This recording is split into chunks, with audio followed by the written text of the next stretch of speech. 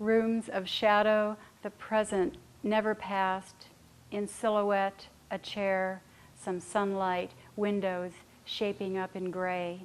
This is a house I've lived in, felt like silk inside my veins, along my skin, where whiteness turns to blue, then ochre, pale. The rest is a biography that stayed behind, forever stung or pinned in place, cerise and plum, black cherry as the quality of bruises, some corruption of those colors, a clouding of the glass.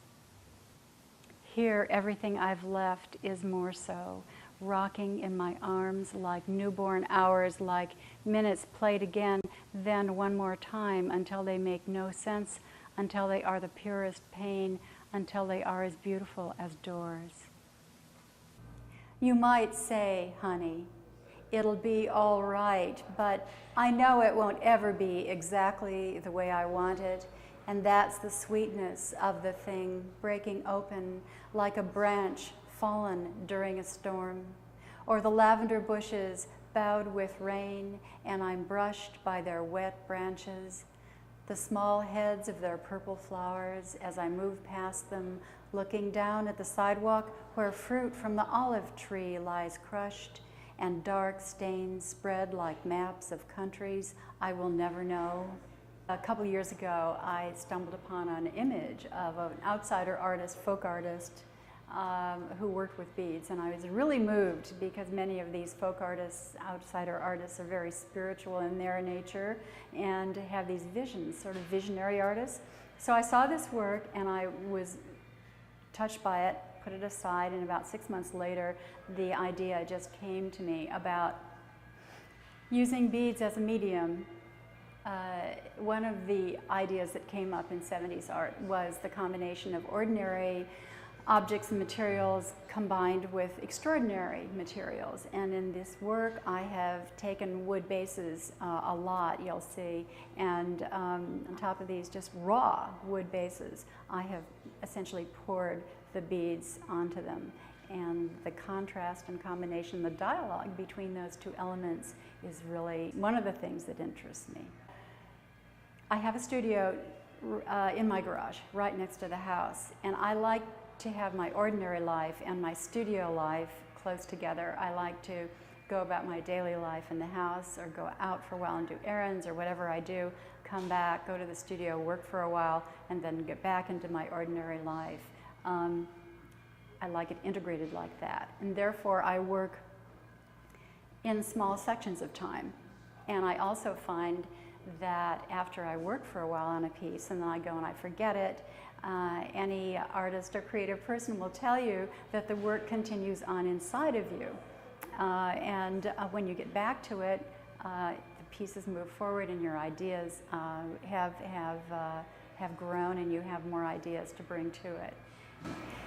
In poetry? In poetry, that's very similar. I would work similarly that way. In poetry, I start out with the free writing, the stream of what they used to call stream of consciousness writing, just anything that comes to my head. And I work at the computer because it's a very fluid medium. I used to write by hand, but I prefer the computer at this point. And then I take the verbiage, the mass of words, and I select out phrases, images, whatever to work with, and that leads me into the poems. Even as I lift my cup with its repeating leaves, shadows fall from the ceiling, and a mirage of trees outside is running out of green. My flowering plant loosens into place. This is the time when all the secrets of the city buzz. The vacant lot in darkness, a neighbor's hedge, a private ark, a stage. Across the street, soft lightning, or is it really Christmas snow? I slip through chain link, stand on even ground to watch the sky expand, to say some fading words that open up like stars, a Pleiades of sound, the word that makes it all okay, that intervene, that cover everything with hands. You, in your shirt, starched, a crackle of buttons and folds, gold crusting your cap, and always that bitter luster in your hair, the blood-red box on the desk. A cloud passes by unnoticed, buttery in the humid and fragrant sky. But our tart of a sofa is pearled, audacious, preening as I sit, quiet as a glass jar, placid as that white fork on the breakfast table, our coffee steaming. Was it only yesterday you were a cupboard of roses, and I was raw drizzled honey on baked plums? Yesterday and everything we said, shadows moving over a plate, green and silver, a quick, light forgery. The smell of scallions cooking, fading news from my painted nails. Sun in these rooms loses its weight of color along the baseboard, hallway, bath tiles. Doorways growing wider, our house a curled leaf, an egg among the twigs. Indoors, domestic, gleaming, carved. Fierce hive this house, our bedroom, a beaker of ink, each object wrapped in a black of fine, cold air. Seams of brightness across the ebony bed. Unstable as midnight birds in the heat, the bones of trees, the way I love them.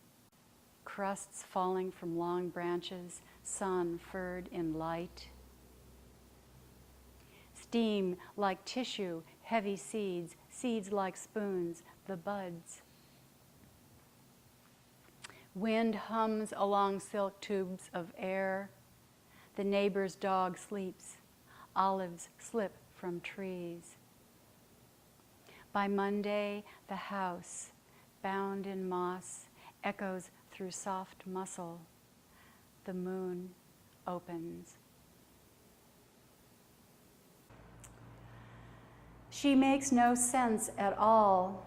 Her tail like a tongue, her mouth a zipper of slick breath. She doubles back over and under her body, bribing the wind with purple leaves, raking the iridescent soot, the russet armature of twigs. She is a train of light, a white burn around the lake, through birches, the cold, warm air. The voices, they are hers. There is a presence of moon near the water, under a blue-black sky, her shadow flat in a stand of trees.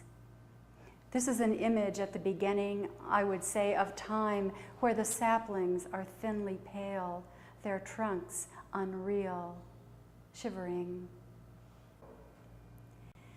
The trees are stung with apples forming raw among the rural patterns, pearls of green. The lace of buds against the farmhouse window, flowered walls entangled in the cluster of a family, impastoed farmer opening the gate.